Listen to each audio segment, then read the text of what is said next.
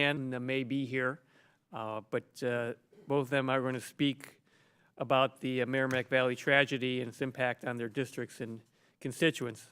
I want to ask unanimous consent that our colleagues' full statements be included in the record, and without objection, so ordered. And we will proceed with Representative Trahan. So welcome. Chairman Lipinski, Ranking Member Crawford, members of the subcommittee, thank you for allowing me to testify today on an issue that has been weighing on so many hearts and minds in my district for the past 28 weeks, ever since a series of preventable errors triggered gas-fueled explosions across Lawrence, Andover, and North Andover, Massachusetts. The explosions destroyed homes and damaged businesses, caused multiple injuries, and took a young life.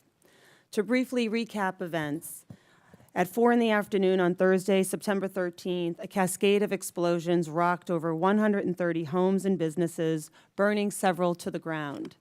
Terrified residents had no idea what was happening, or why, or when it would stop. While the National Transportation Safety Board won't issue its final report and recommendations for several months, its interim report revealed shocking details that demand action. Columbia Gas of Massachusetts, a subsidiary of NiSource, was replacing gas pipelines in the area. Major errors were made throughout the process.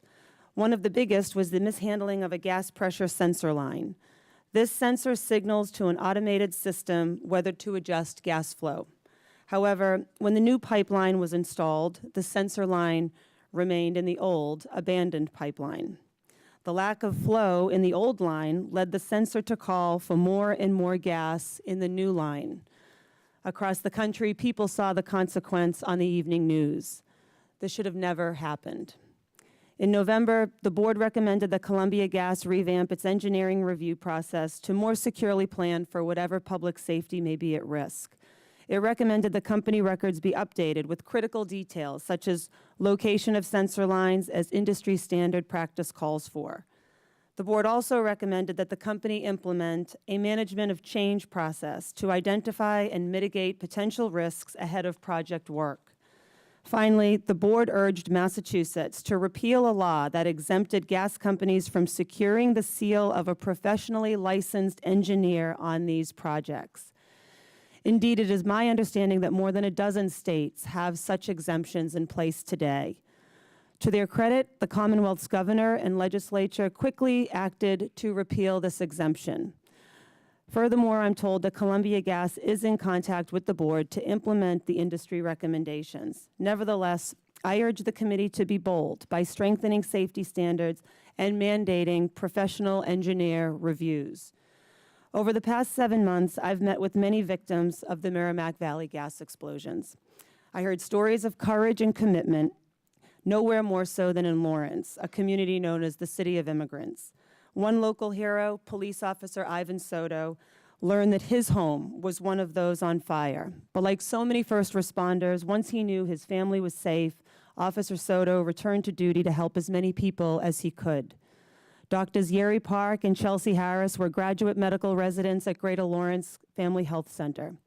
Neither is from Lawrence. Dr. Park is from Los Angeles, in fact. But they and their colleagues sprang into action to help victims and offer surge support as the local hospital already had its hands full. But despite their heroic efforts, there is no replacing some of what was lost. Luis Suazo owns a bodega. He is one of many first-generation immigrants who started his own successful business in Lawrence. But he could lose it all. His regular customers are still financially strapped from the disaster. That's a feeling he is intimately familiar with himself. He's currently navigating an extended damage claims review process. Plus, quite frankly, many residents are just fearful that there may be more explosions, and so they stay indoors. That means less foot traffic and fewer customers in the Suazo market. Finally, Lionel Rondon. Lionel was a student celebrating his new driver's license that day. Then a home exploded, and debris from a chimney collapsed onto the car he was in, killing him. He was 18. His sister, Luciani, testified at a Senate field hearing in Lawrence last November. She said, "We hope there will be justice for Lionel and for the community. Nobody should ever have to go through what my family has gone through ever again. I invite any of the members of the committee to come to the Merrimack Valley and see the damage for yourself, and also meet those who suffered losses, as well as those who came to the rescue. Finally, I implore this committee to approve a strong reauthorization of the Pipeline Safety Act this year. I stand ready to work with you on legislation to prevent such a disaster from happening again. Thank you. Thank you for your time.